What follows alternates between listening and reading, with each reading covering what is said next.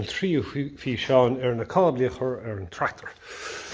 So the third video of the wiring. So as much as you think this probably isn't that to do with wiring, putting on these nuts. As I was mentioning yesterday, this battery tray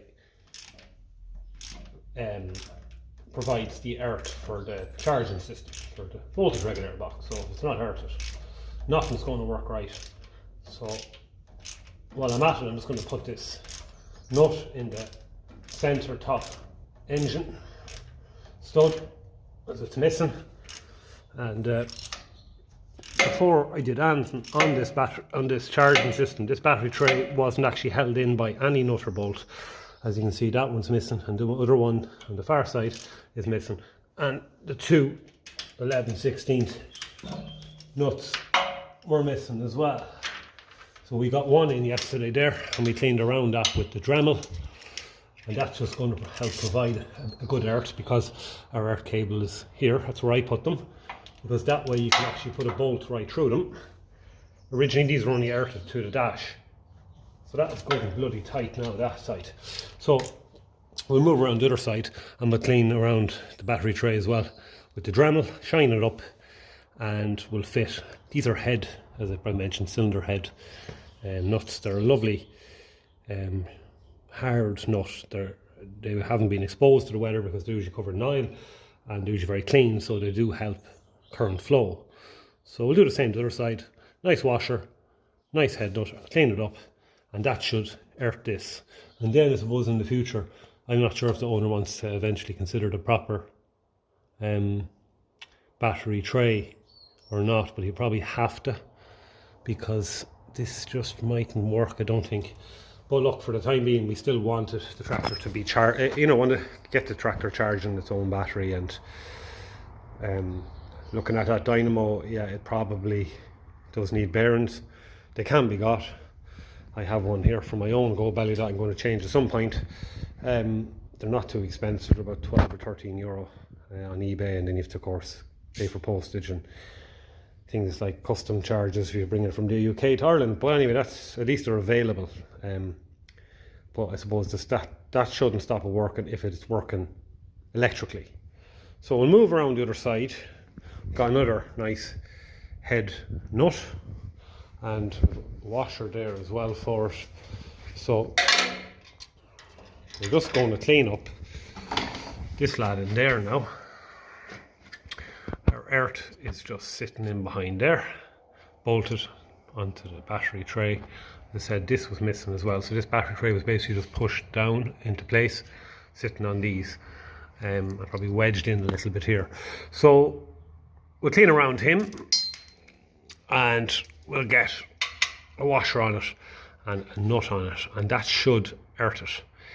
I should be able to test it then with an earth. I can test it with a voltage meter by taking the earth off that and putting the other probe onto the positive. And then if it's showing battery voltage, we know that this is earthed, this is earthed. And of course we can test that as well down there as well to make sure. So these are all the little preliminary checks we make, because once you check them and you've done your checks, you know with certainty it's getting there. Earth is the most important connection. So yeah, let's get going. So the camera just out of the way a little bit, but you get the idea of what I'm doing. It's just a little stone kind of a grinding head on this.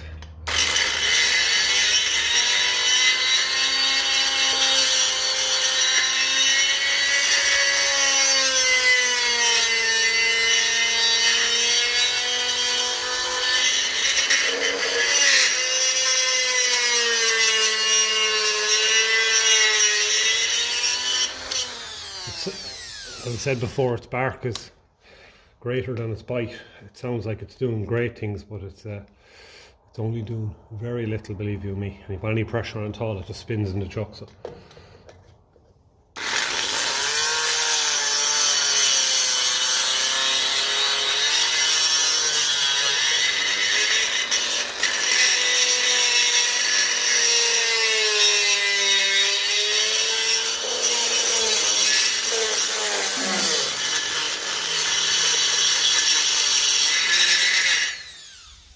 So we'll probably have to go from the other side now just to get the rest of that. I don't want to just clean a bit of it. So I'll do that, and I'll come back then when it's done, and I'll go fitting the nut, and that then should be perfect for earthing. Okay, jaw box. So we'll slap on a nice washer onto there, and our nice head nut. These just seem to be a kind of a harder, finer casted harder nut really than what will be on there. I might have to take off that. I won't take it off. What I'll do is I might screw it in a bit, and I'll get a ratchet socket onto it, I think. We'll just see if we can get a few spins on it. Oh yeah, because these old threads aren't the best. But when I get that turned in a bit, I should be able to get a ratchet, lock it onto it, and spin it home. Of course, hindsight is a great thing. It should have been done before now, but I didn't realise I was going to be earthing off this until I started wiring. So I'll come back when I've that done up, and at least now we have a good chance of having this earthed. So I managed just to get a long extension, and that was thin enough then, it being 3/8 inch, just to pass in behind it. Let's give it a good nip. So that should be perfect for what we need there. Okay, so that's all right. We do have to make sure that this earth connection here, let's move the camera over to the other side. You may as well be looking at what I'm doing than imagine it. So this little earth connection here is a little 10mm metric, so I do have to make sure he's good and snug, and I do have just a screw head bolt, because I think they're just a little bit neater than having a bolt there, a bolt head. And we can then nip it up the final bit then behind. But suffice to say, that should be perfect for what we need. Definitely be making a good earth. We don't want to be wondering why our charging system just isn't putting out what it should, and then having to be going, you know, diagnosing and troubleshooting the problem. These can all be cable tied together eventually when everything is working good and properly. So, as I mentioned yesterday, we're missing a solenoid. I can get them locally, so I must talk to the owner and see if he's interested in me getting one of them for him. Still cannot believe this can be dry. These are usually nightmare to try and seal up. It's brilliant. But I think what we can do is we can bypass it, because the solenoid, the battery lead comes down from the battery, from the positive, and it goes onto one side of the solenoid. The solenoid's like a switch, and the other side goes onto this, to your starter. So the solenoid, what it does is, because you can't put the full current through the key from the battery to that without burning out the key, because this takes a lot of current, your solenoid does that for you. You turn your key to start it, a little wire goes to the solenoid, and it powers up an electromagnet, and that electromagnet will join them two connections there. So this coming up to your battery lead, and this coming to your starter, and the little wire going to it there that you can just see in the edge there, that little bit on the side, that's the one that powers up the electromagnet, and it pulls basically a metal bar between them two connections, and it basically allows full battery current to flow from your battery lead down into your starter. So these aren't as readily available anymore, because most starters nowadays have one of them fitted on top, like on my 20 diesel here, which is a slightly later Massey Ferguson starter. That has got the solenoid on top of it there. If you look in there, you can see the two connections, the two. So that is called a pre-engaged starter. And then of course the Ferguson the original Ferguson 20 diesel starters, you had to actually put them in gear yourself by pushing your gear lever that worked that. And they also had a solenoid that goes on there, and it goes to that cable there, and your battery lead goes to the other side. So I do have, I'm going to turn on the light here because I don't need my lights on down here when I'm not working down here. I do have a spare solenoid, but I'm fairly sure that it's not working. I'm fairly sure that that lad is not working, because if it was working, you'd be able to push it. So I'm just going to go and give him a tap and see if I can get him working. Sometimes it's just that's rusted and it actually works inside, but I'd be very surprised if it works. But look, do you know what I'll do? I'll just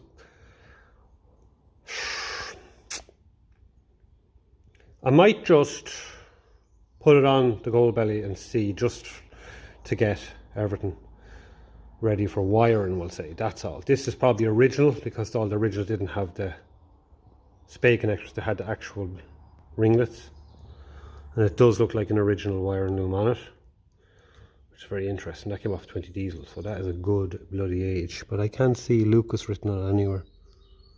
So I don't know, maybe it's, I mean, like a brass push button on it. That's old, like. Anyway, I might just have a quick play around with that and see if we can get it to work even electrically.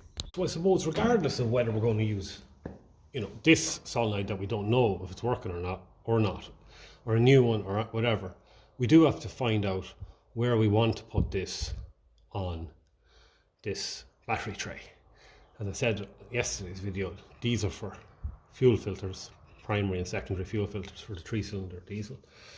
So they're not really meant to have solenoid on there at all, because they had a pre-engaged starter and the voltage regulator was up under the dash in them, I think. So we could repurpose them two holes there, or we could use these here. But I personally would like to have it in out of the way, if I'm being honest. I have a battery lead that I want to try on it, but we could, for the crack, just clean out the threads. So 5/16 UNF, we'll clean the threads on them. It takes a 1/2 inch UNF bolt. They're just a little bit dirty there, but they'll clean up. This is just the tap for cleaning. So that's about as far as we can go there. So that will clean that. If we do want to use that hole provisionally, personally I would prefer obviously to have it down below and then out of the way, but that would involve drilling holes in this, and the owner might want to sell this down the road and maybe change it to the proper one. So I don't really want to go drilling holes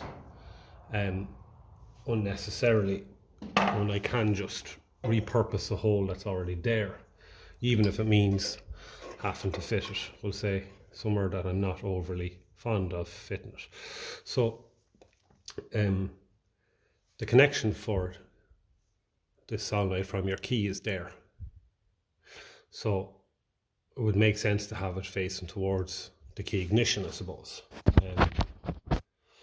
That would be the best thing to do. So I'm trying to keep that in mind. Maybe something like that would work, and we still have enough length in our our starter cable there to go onto that nice and neat.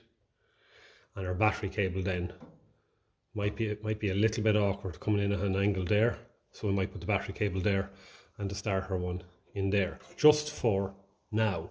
It does involve drilling that hole a little bit bigger, but I'm not sure if this is actually even working, to be honest with you. So it's not pressing in as it should press in easy, so I would say it's probably seized inside, because this isn't a perfect seal in there, of course, and water and stuff running down it. As you can see, there's been a good bit. So I'd imagine it's not working, but it will work as a template for us. As I said, if I had my way, I think they're meant to be upside down like that, if I'm not mistaken, like my own one, on the proper battery tray. But I think for the purposes of this, I'm just going to drill this hole bigger.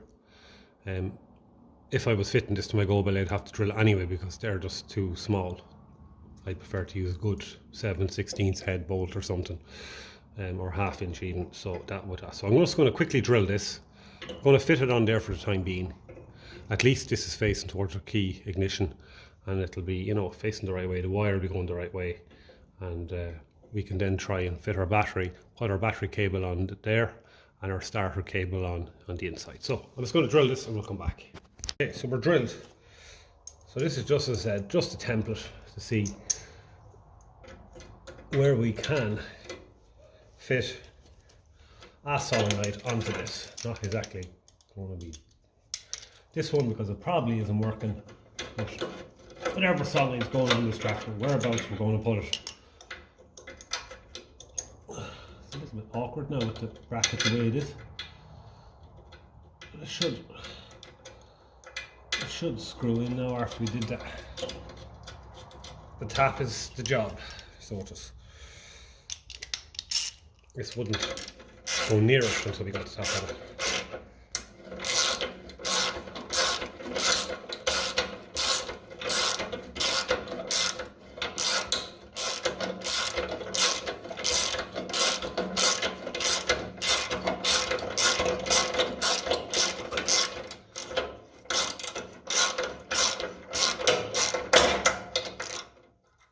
Tightening up there now nicely. Not ideal, a little bit awkward and all of that, but it will definitely help us decide where we want to fit it. I can talk to the owner and I get one ordered. He might say fit it in the neatest place, in which case it will not be going here, but we'll chance it here for the time being anyway. So we'll put that on there. Yeah, I think it's a 7/16. We'll get that socket. It could be metric now, but it still should fit.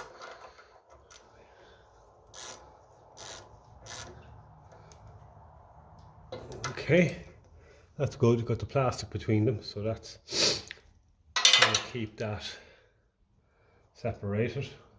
I got that nut off because there was a bit of a wire on it, so we know that's working. And now I have this wire here with a crocodile clips, because there's no point in me putting a connection on this, because it's most likely going to be a spade connector. So this is just a test wire that I have, and I have hitched up to the switch with a spade connector as it should be, and then this end is just spaced. Crocodile clips. So we can take off that nut.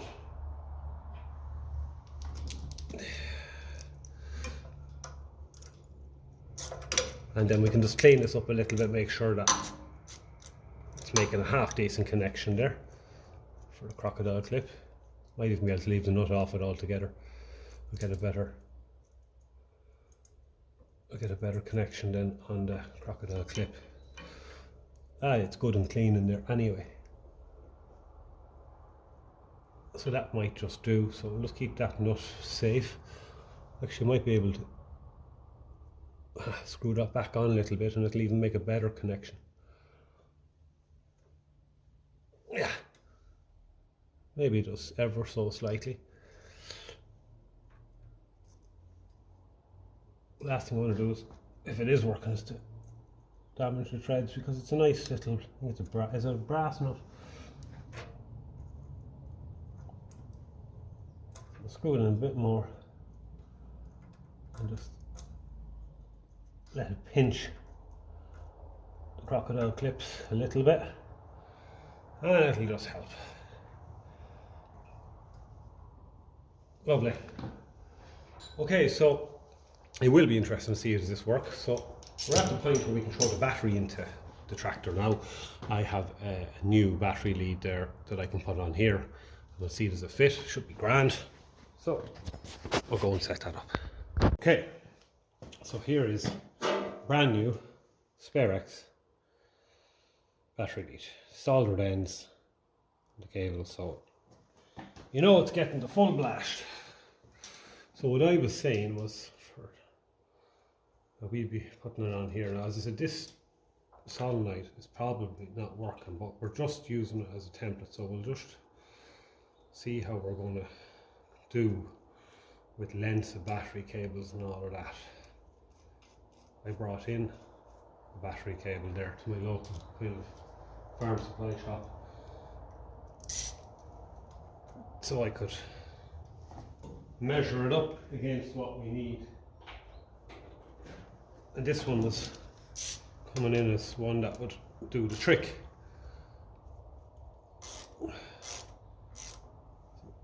Obviously to make sure it doesn't touch that crocodile clips, otherwise it'll be powering the solenoids.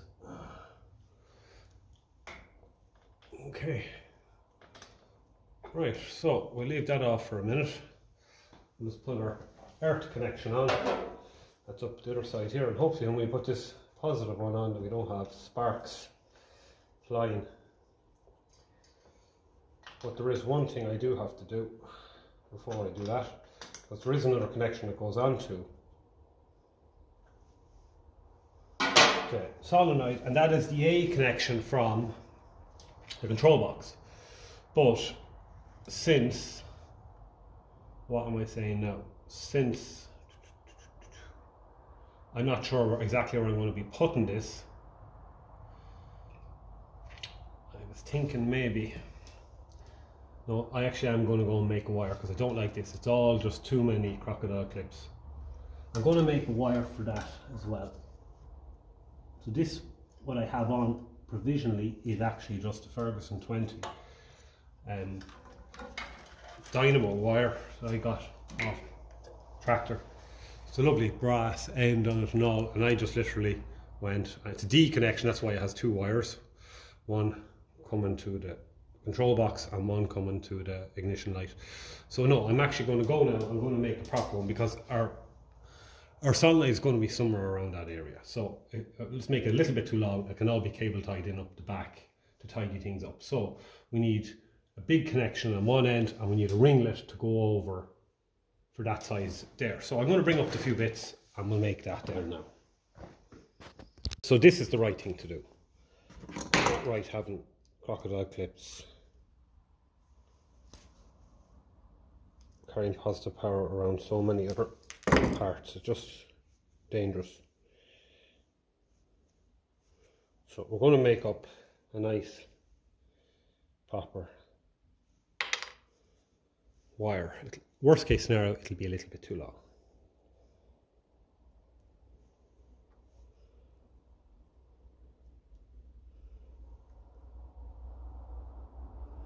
Yeah. I think I'll just take off this as well. Just as I said before, I'm not particularly fond of them. They're very big and awkward. We'll do a nicer job. Get the right. It's going to be hard just to get the right. I don't even know is that heat shrink. I think it's actually just piping. I think that's the problem I had before, trying to get it to actually shrink, and it was not happening. So we'll use a bit of tape. We'll chance it. So we'll just cut a little bit of that.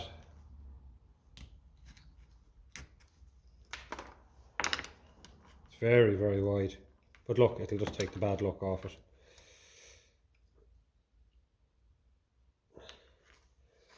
That's it, sort of sliding in there nice and neat and snug. Tug test is good. Hopefully this will slide up and take the bad luck off and help insulate it a bit. Yeah, that's just all round nicer. Look, get the lighter to see if we can get that to shrink a bit. It mightn't even be heat shrink, but it is in the heat shrink box. Yeah, it is, yeah. So there we go. That's a lot neater. Okay, happy with that. So that is coming from the regulator on the A connection. So we have to go and put a ringlet connection on the other end. So we'll strip.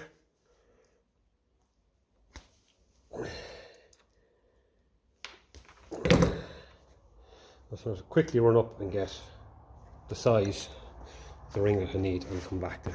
We have narrowed it down to this, another yellow one, and these are good and thick and strong. I like that.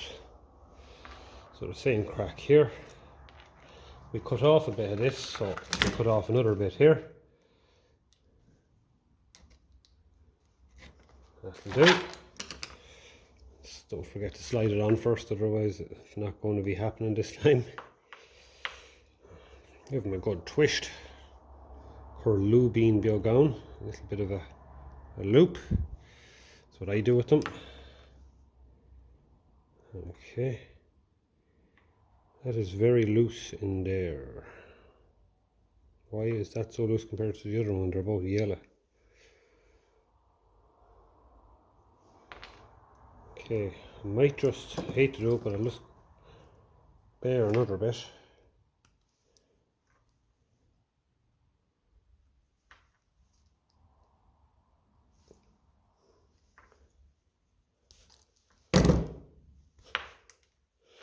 It's strange that's so wide. Now we will be able to crimp it nice and easy, but I'm just going to do a little.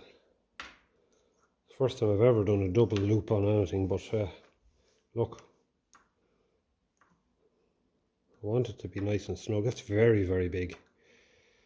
Very strange. I've never seen that now myself, where they've two yellow ones are so different. So what we can do is we can go for a little crimp it just sideways like that. A double loop. A single loop would have been fine, being honest. And now we can give it a little squeeze, and that'll just neaten it up a little bit. And the tug test is good. Hopefully that'll fit up over it there. Get the lighter and give it a quick shrink.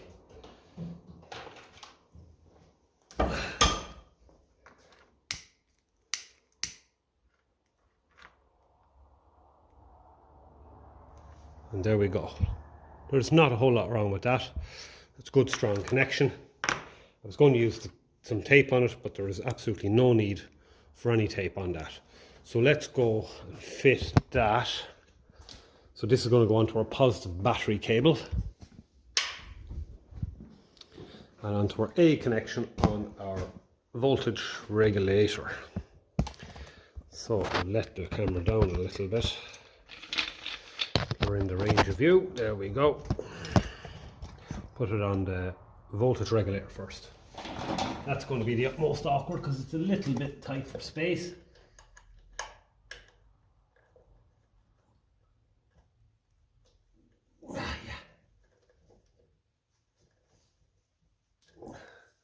Make sure I get a good connection on it. And then we're going to take this off as well. I'm going to wire up a proper one to have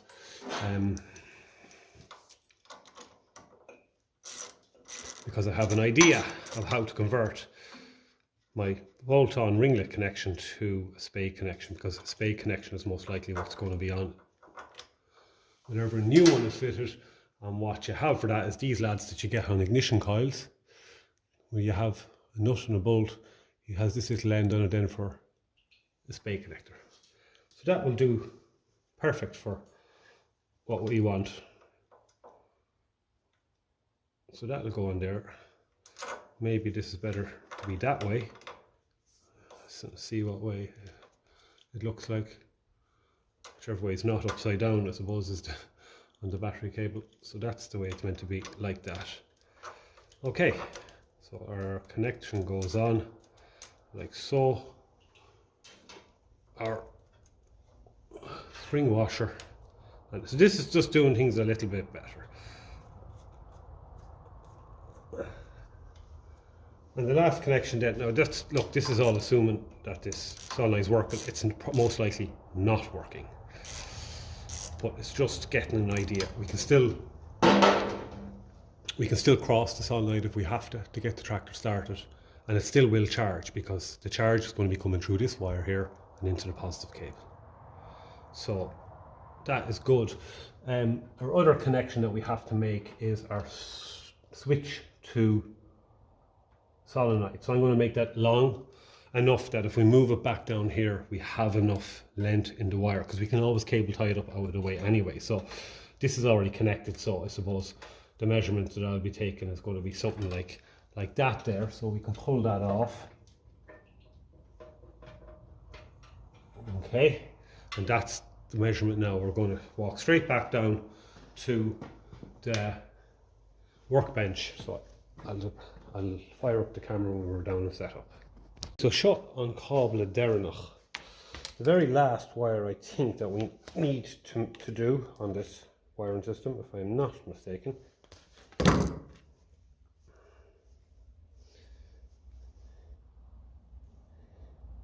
and it's from the key ignition to the solenoid. So it's basically what activates the solenoid to get it to send the power down to the starting motor. I like when you put a little loop in them, they just slide in and just catch very nicely. So as we have a little converter lad there that will do the trick for us, convert it from a ringlet connection to a spade connection, and that is removable. It's only bolted on, so I'm fairly sure all the modern ones now are spade connectors, so that's what's most likely going to be in the one that it's replaced with.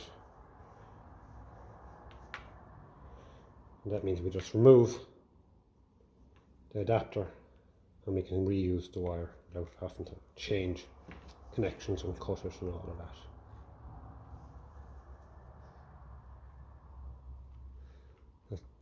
The loop is just a little bit tight because I didn't bare enough wire, so I'll just bare a bit more.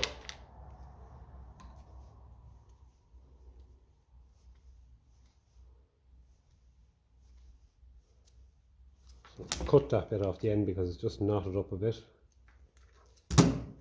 Just bare it a little bit. Do it right.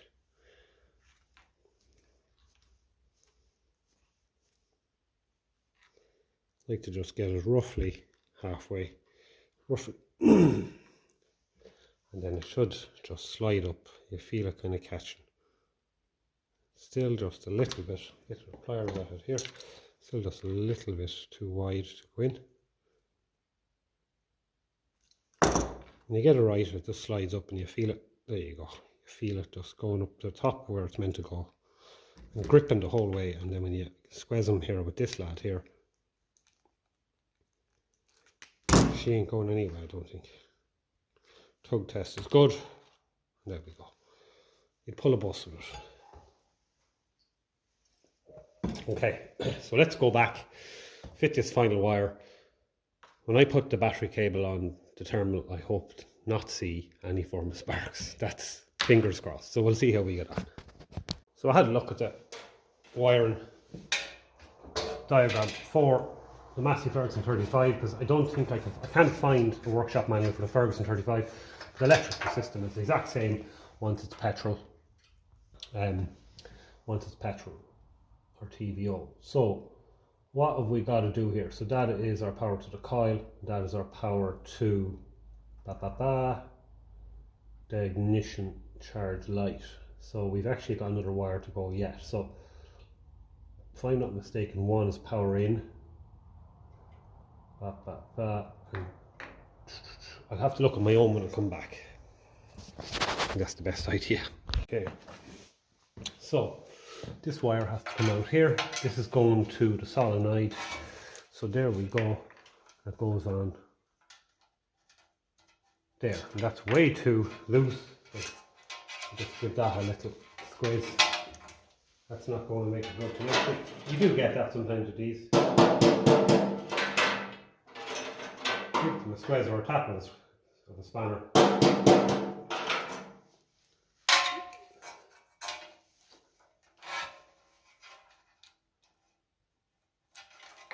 still not good enough.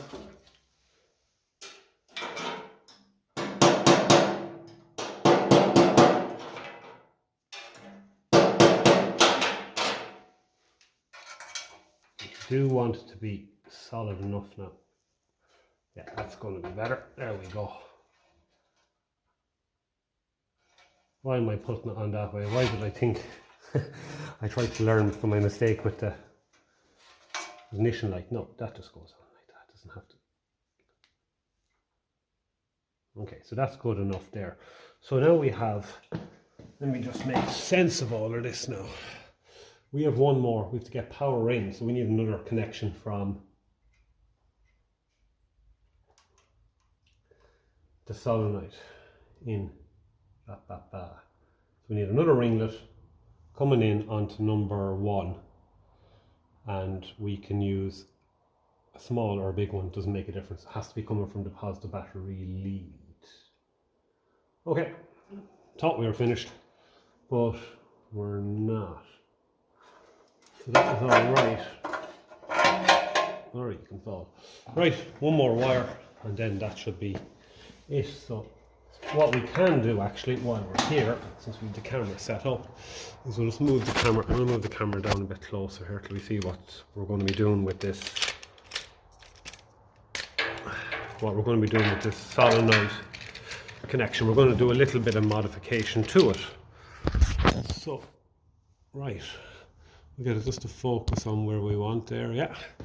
So we're taking off a little 8mm nut here.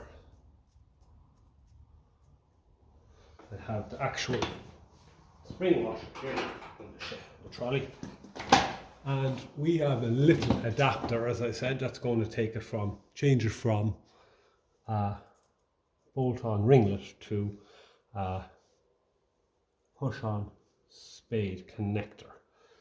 So we can put our nut in front of him, snug him up, and that should do the trick. As you see these on ignition coils. You buy a new ignition coil, you'll get them on the top of them a lot of the time, and it's for basically allowing you to use whatever loom you have. If it's an original style loom with the ringlets, you just take this off, and if you've made up your own loom with spade connectors, you put it on, you leave it on. Simple as that. Okay. So that is good. Make sure it's tight. As I said, I'm fairly sure this solenoid isn't working, but this is going to be a nice template for us. It means we can still continue wiring. So what we need to do as well is take off this 7/16 nut once more. That's going to be getting another wire. Now this will all be a lot neater when we get the new solenoid. It'll all be in out of the way a bit more, but we left our wires long enough to allow that to happen. So we need to get another one of them, and we need to get it from there up to the key, powering the key basically on to the number 1 there, that lad there. That'll send power in. So let's go, and I'm just going to go make that myself, and I'll come back here then when it's done. Okay, so wire is made up, right? So this is what I've made up. Ringlet from here to the ignition switch. So on with our battery cable, on with that. We have another connection as well here. This is the A from the regulator box, right? A is what would normally be going to what's called an ammeter. It doesn't have one of these at all.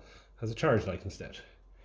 So if your charge light goes out when you give it a rev, it's charging. You don't know how much it's charging because you don't have an ammeter, but that's what they were fitted with. So lift this up into place roughly. Keep these facing down because that's roughly the direction they're going. Snip them up. Okay, so that's that. Now we need to work on our ignition switch. So number 1 connection there is numbered. So that's going to go on there. That's going to be our power into the switch because it's coming straight from our battery. So that is good. So I'm going to put this switch, the ignition switch, in here.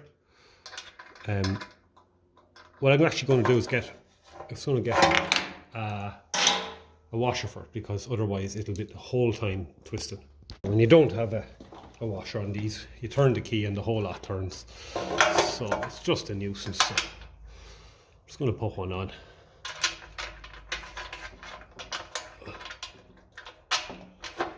It was originally kind of a brass, coppery kind of brass washer on these, given the instructions like 0 and 1 and start, that kind of thing.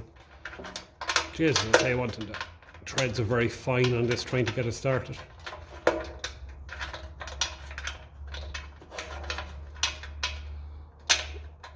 Oh yeah, why don't you go on? Come on. Is that it?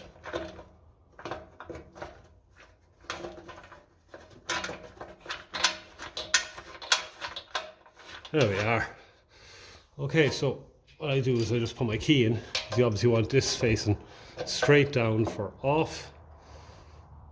So roughly there. And then hold the back of the key ignition switch, put on your inch or 24mm socket and give it a nip. Hopefully this will not have to come out again. The wiring in the back of this is correct anyway, that's for sure.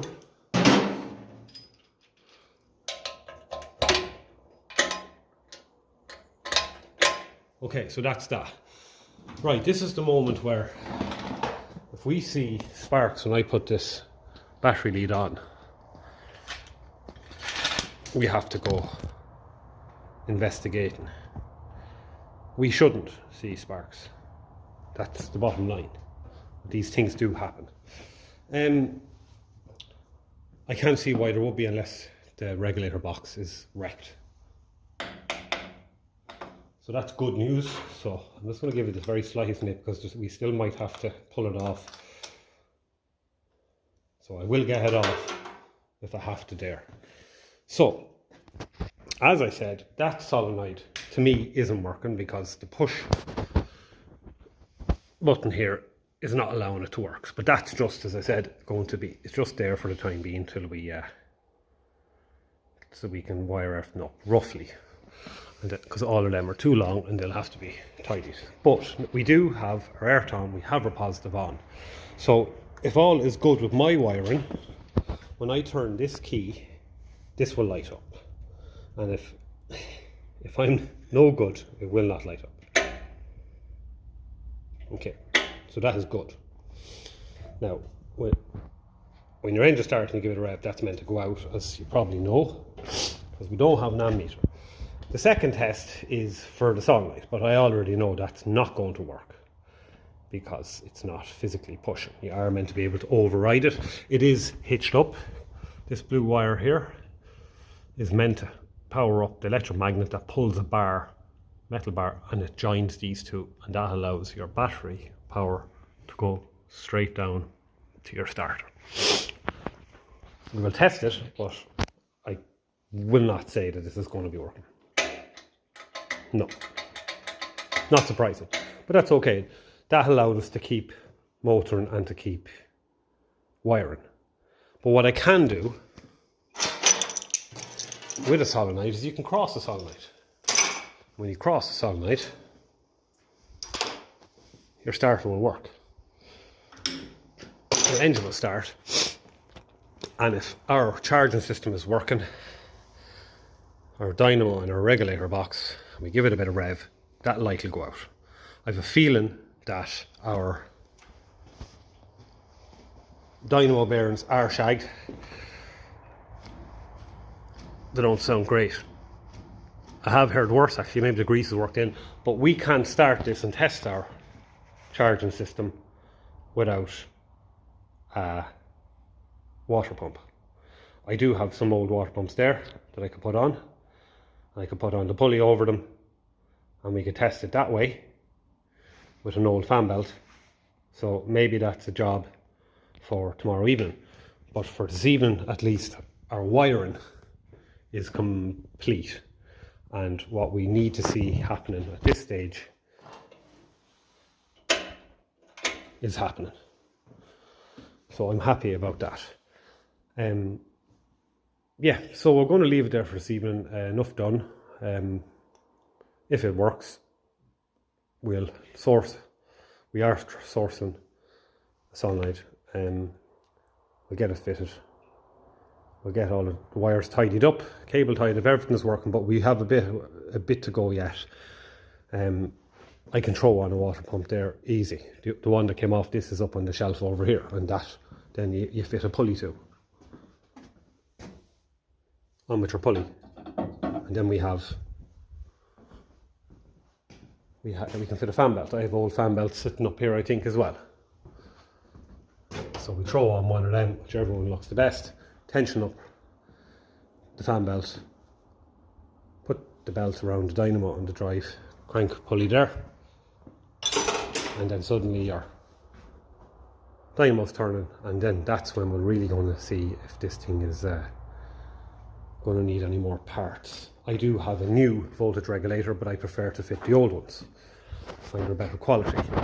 And after that, if we can get this thing starting in the very near future, off the key, stopping off the key and charging its own battery, that's nice. If you ask me, that's a nice little bit of work done. And then just get the cooling system, get it up to temperature, check for leaks, get to the bottom of the leaks. They usually do show their face. We were very, very lucky being tall in with the petrol tank. I have yet to put any fluid into the TVO tank, but we are holding petrol in that petrol tank and all around here, and that's the pipe and everything. So I'm very happy with that. I'm very happy we got the air leak on the carburetor sore as well. So look, I'll leave it there for this evening, and sure, we'll come back then when we have a little bit more work to do.